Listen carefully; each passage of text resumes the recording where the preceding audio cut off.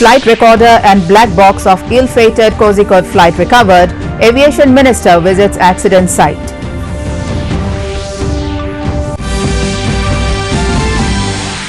Prime Minister Narendra Modi inaugurates Rashtriya Swachhata Kendra today.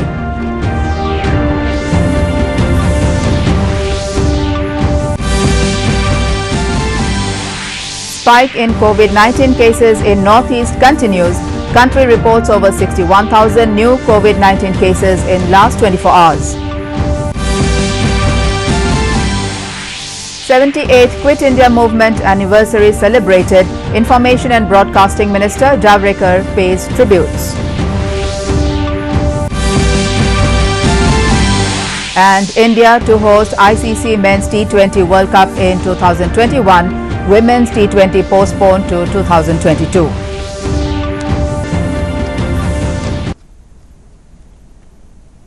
Good evening, viewers, and welcome to the Northeast News Bulletin. This is Ajanta Chaudhary, now with the details. Detailed examination is on for the ill-fated incident where an Air India Express flight, a part of the Vande Bharat mission carrying 191 passengers from Dubai, skidded off the tabletop runway at Karipur Airport, Kozhikode, while landing on the evening of 7th August. As per official data, the incident claimed 18 lives so far.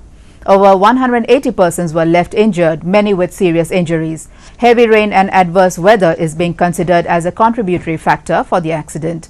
Civil Aviation Minister Hardeep Singh Puri, Minister of State External Affairs Muralidharan had visited the site of the crash and took stock of the situation while holding consultations with senior civil aviation officials and professionals.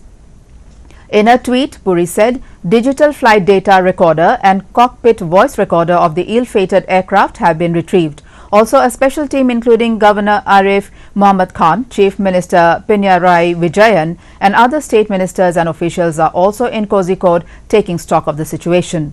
Later, briefing the media, Puri announced 10 lakh rupees interim relief for each of the deceased, 2 lakh rupees for the seriously injured and 50,000 for those who suffered minor injuries in Air India Express flight mishap. Medical treatment in the government and the private hospitals. We are doing whatever we can. We will be making an interim relief payment of rupees 10 lakhs for each of the deceased, for rupees 2 lakhs for those who are seriously injured, and 50,000 of those for those who may have suffered minor injuries. Prime Minister Narendra Modi inaugurated the Rashtriya Swachhata Kendra today in New Delhi, an interactive experience centre under the Swachh Bharat mission. The Rashtriya Swachhata Kendra is a tribute to Mahatma Gandhi and it was first announced by the Prime Minister on 10th April 2017. As per reports, the visitors will experience a unique 360-degree audio-visual immersive show which will narrate India's Swachhata story, a journey into the largest behaviour change campaign in the history of the world. The Swachh Bharat mission has transformed rural sanitation in the country and has changed the behavior of over 55 crore people from open defecation to using a toilet. The installations at the Kendra will introduce future generations to the successful journey of world's largest behavioral change campaign, the Swachh Bharat mission. A balanced mix of digital and outdoor installations in the Kendra will impart information, awareness and education on Swachhata and related aspects. मैं कहूँगा महात्मा गांधी, आप सब बोलिए अमर रहे, अमर रहे। Mahatma Gandhi, Mahatma Gandhi.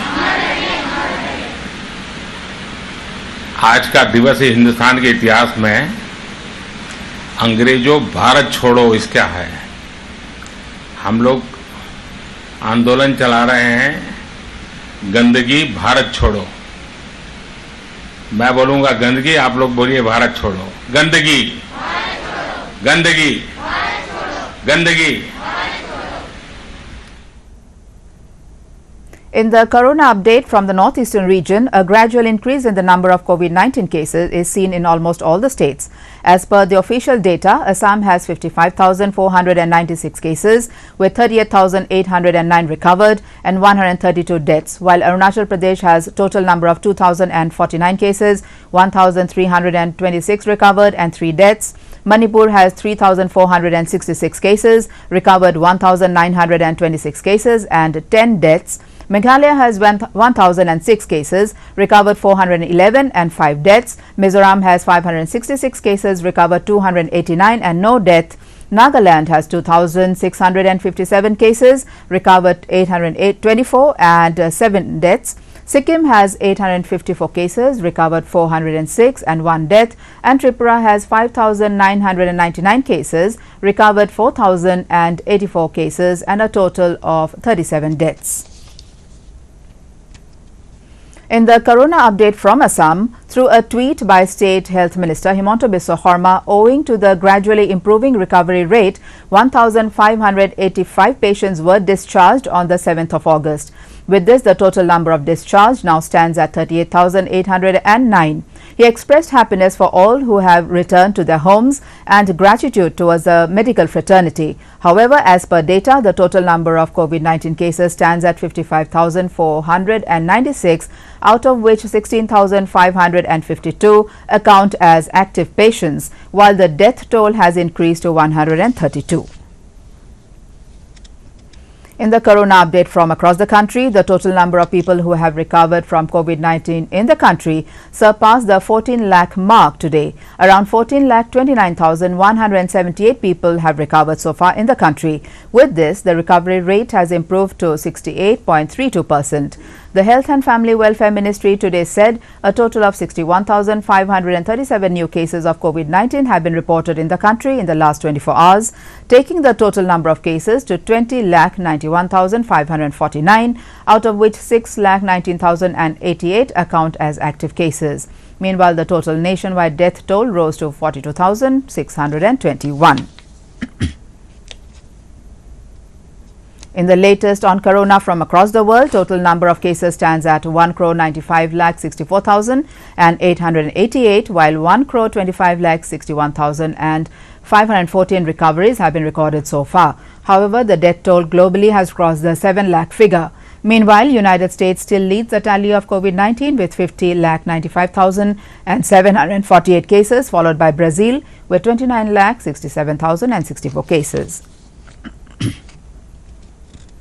Serum Institute of India has entered into a new landmark partnership with Gavi and the Bill and Melinda Gates Foundation to accelerate the production of up to 100 million doses of COVID-19 vaccines for India and other low and middle income countries. In a statement, world's largest vaccine manufacturer, Serum Institute of India, said it is important to make sure that the most remote and poorest countries of the world have access to affordable cure and preventive measures to contain the COVID-19 pandemic. It said through this association, the company will ramp up the efforts to save the lives of millions of people from this dreadful disease. As per reports, Serum Institute of India will get the funding from the Gates Foundation through International Vaccine Alliance Gavi. The funding will provide support to vaccine maker for potential vaccines candidate from AstraZeneca and Novavax. An affordable ceiling price of $3 per dose has been set by the company. Today being the 78th anniversary of Quit India movement, Information and Broadcasting Minister Prakash Javadekar paid tributes to freedom fighters on Quit India Movement Day.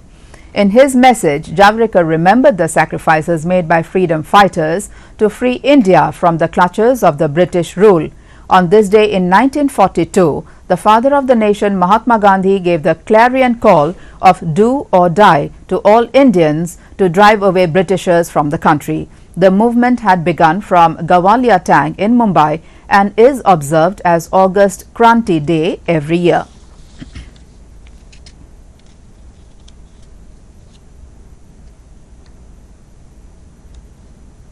The flood situation in Assam has considerably improved in the last 24 hours, while 112 villages in 6 districts still continue to remain under the impact of flood waters.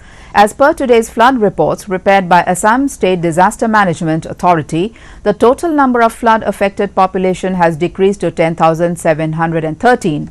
However, Dhemaji, Chirang and Morigaon are among the many affected districts in the current floods.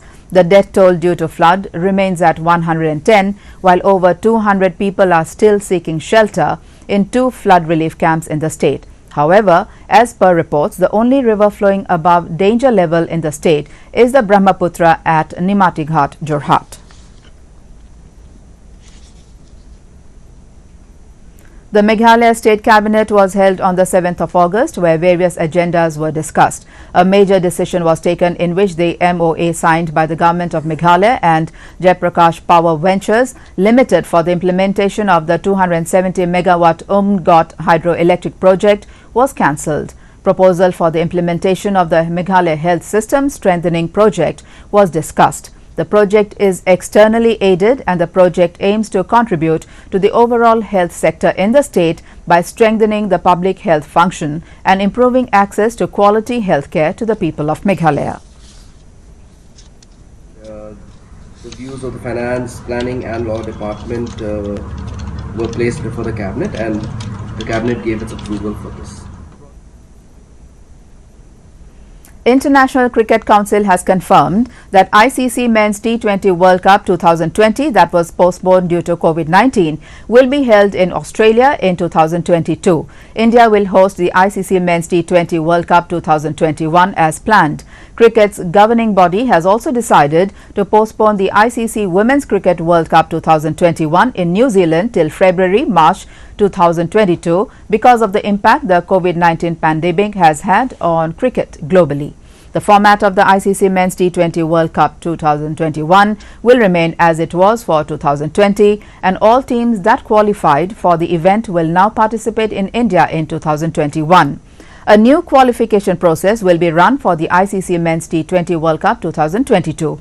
The format of the postponed ICC Women's Cricket World Cup will remain as it was for 2021. 5 teams have already qualified for the event, and that will stand for 2022. In Meghalaya, floral tributes were paid to Rabindranath Tagore on his 79th death anniversary at Brookside Bungalow in Rilbong on the 7th of August. Considering the COVID-19 situation, only 15 people gathered. The program was organized by Malabika Bishwarth with the help of the Government of Meghalaya.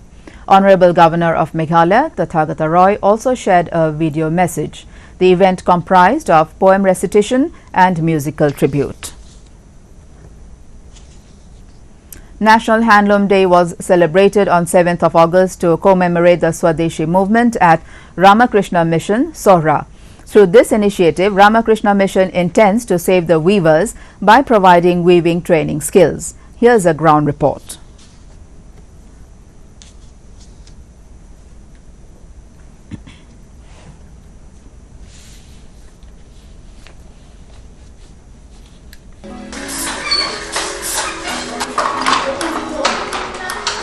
Yes, I see a lot of scope.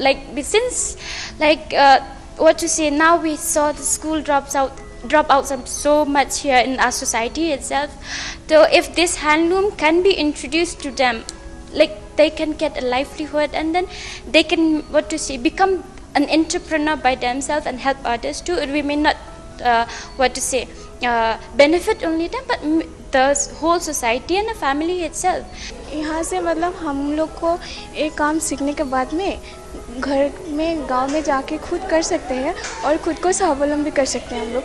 और मतलब हम लोग का गांव का जो लड़के लोग हैं, जो हम लोग का असम में तो एक काम नहीं है, तो हम लोग का गांव में हम लोग का लड़की लोग को सिखा सकते हैं। Efforts are required to sustain and promote the handloom sector in different parts of the country.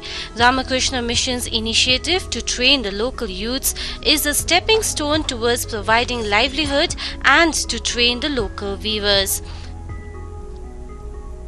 Once they are trained, they have a sustainable livelihood also, because unless and until they don't earn money against the training, it is of not much use. So we can do our best to train them, but when you get the quality product, please understand the labor, the efforts, what it is going on, the handloom, the hands, what we are talking about, and pay, so that we don't lose our culture and heritage of handloom and handicrafts. And finally, to end the news, the headlines once again. Flight recorder and black box of ill-fated Kozhikode flight recovered. Aviation Minister visits accident site.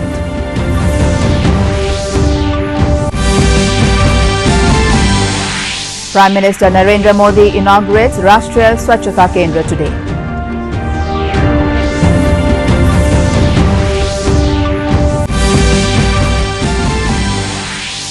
Spike in COVID-19 cases in Northeast continues. Country reports over 61,000 new COVID-19 cases in the last 24 hours. 78th Quit India Movement anniversary celebrated. Information and Broadcasting Minister Javadekar pays tributes.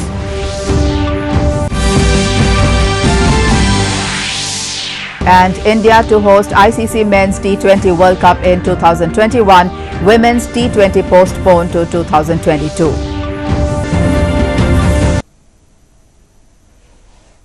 And that brings us to the end of this evening's bulletin. Thank you for tuning in. Namaskar.